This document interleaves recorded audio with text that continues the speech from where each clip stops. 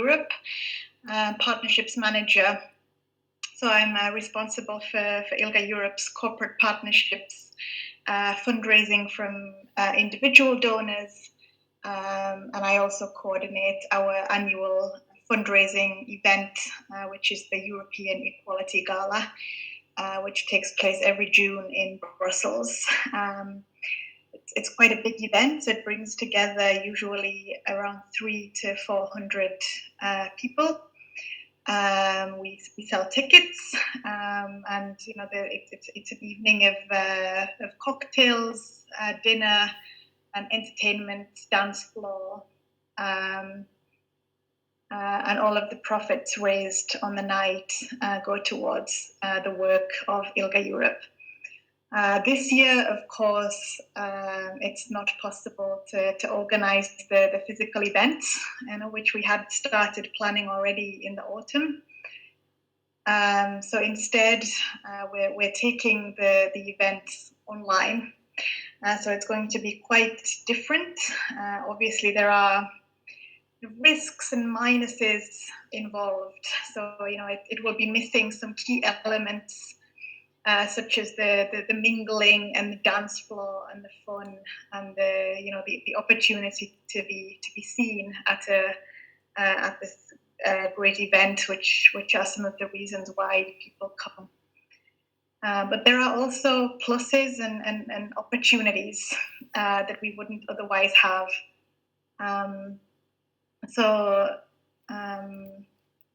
One opportunity is where we're reaching out to bigger names.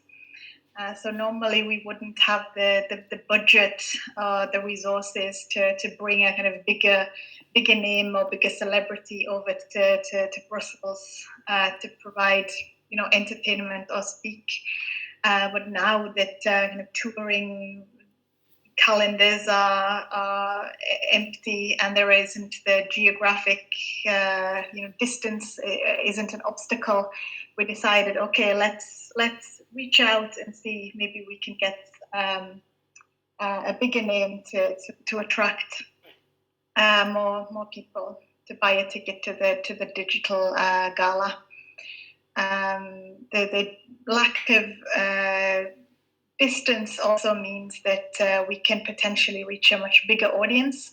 So, of course, usually our guests are those people who live in Brussels or nearby. So a lot of our audience is people who work in the EU, international institutions here in Brussels. But now, we can reach audiences across Europe, even the world.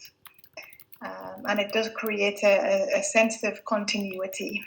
So, the event usually takes place every June.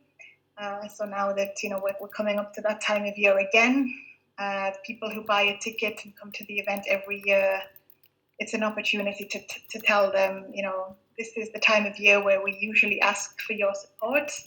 This year is different, but we still count on you, and we ask you to make your usual contribution, even if the event will look a bit different.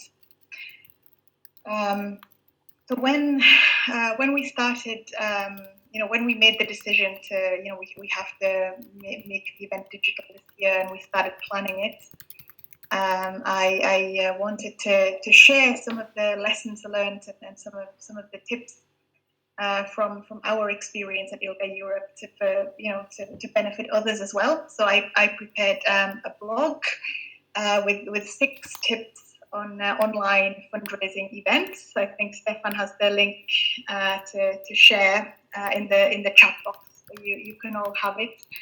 But include some links to further resources as well that might be useful. So just to briefly summarize some of the tips that I shared in that blog. So first of all, an online event is an opportunity to get creative. So some of the examples that I mentioned of LGBTI groups fundraising online during lockdown are an LGBTI shelter in Vienna got an author to do a book reading online and asking for donations. I've seen an interactive drag show, pub quiz nights, synchronized watching of old Eurovision Song Contests to raise money for LGBTI charities in the UK, auctions, which have already been mentioned, and tutorials. So there are so many things that you can do. So have a think about who are the names, the people in your communities and your context who you could ask to do something for you online.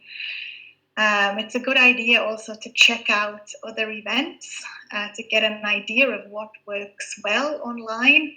So I, for example, watched a couple of shows in the virtual drag fest, which was already mentioned before. And some of my colleagues have watched other events online. It gives you an idea of what works well online and what not so well. So some of the drag shows in the Digital Drag Fest, they had really made an effort to adapt the show to work well in a digital environment, whereas some others didn't work so well. So have a look at what others are doing and take part. So when it comes to the actual fundraising aspect, there are different ways you can do this. You can sell tickets in advance, so people have to pay to access the digital space.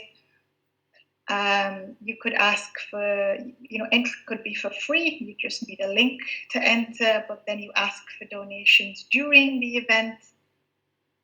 Or it could be, if you're doing an auction and people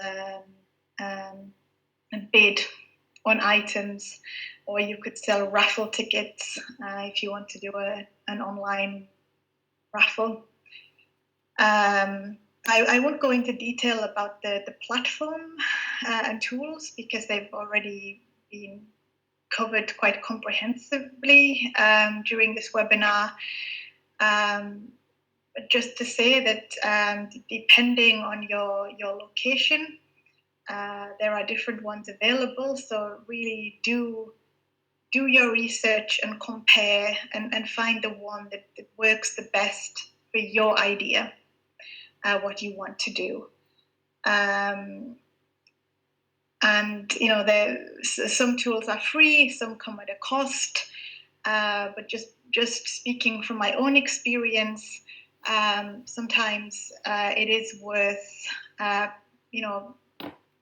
going for the one that charges a fee over the free one if the one that charges a fee comes with a more attractive layout and easy options for making donations directly in the platform in just a few clicks, and it's something that is trustworthy to your audiences.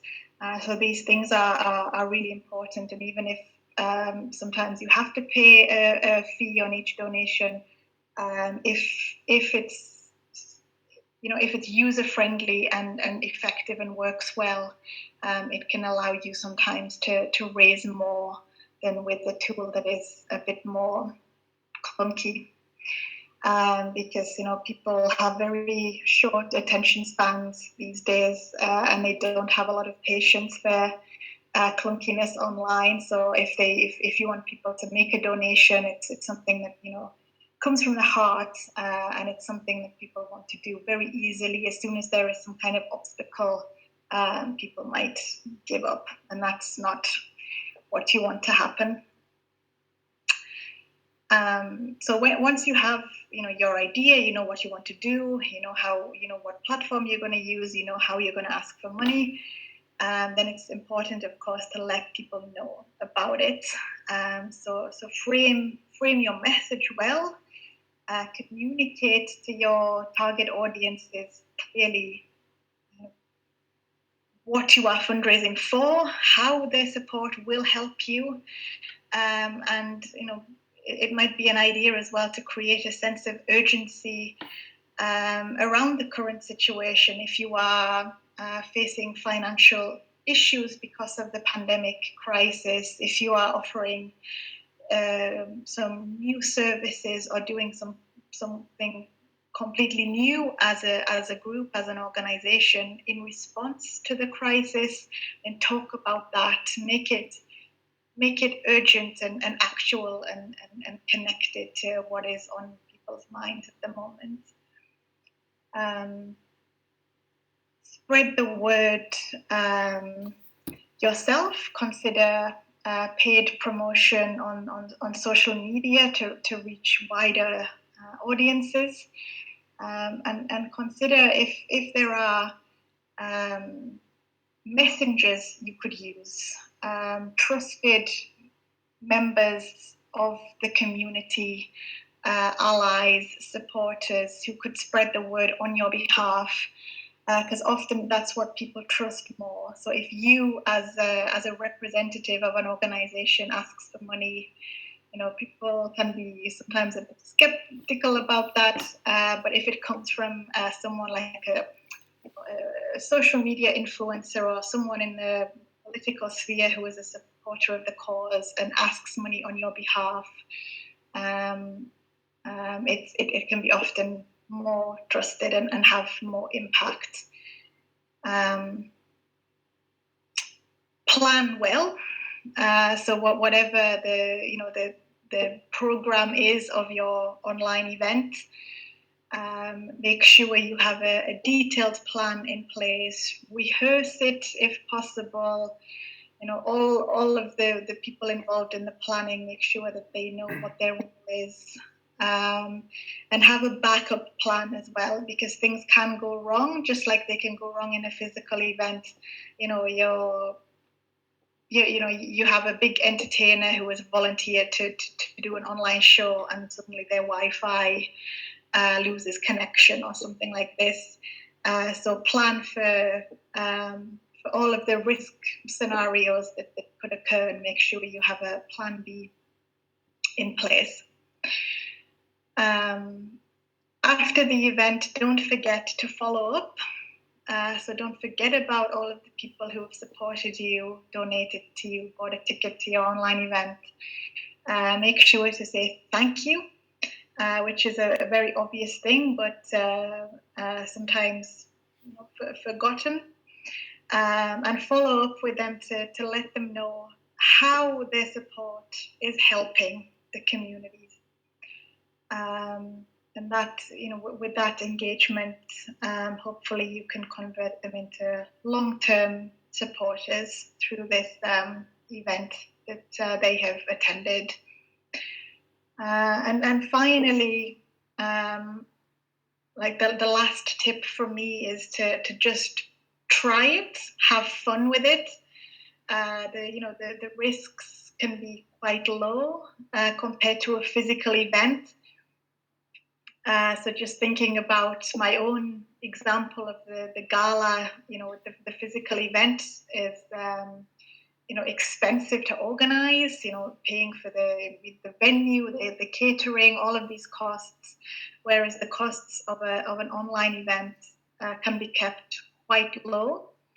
So with the low risks, you can really try out different things, be creative, have fun, see what works. And finally, I always, enjoy hearing experiences of different fundraising initiatives. So I'll type my contact details in the chat box if you want to get in touch to let me know what you're planning or what you've already done. I'd really appreciate that, and any questions, of course. I'm always here. Thank you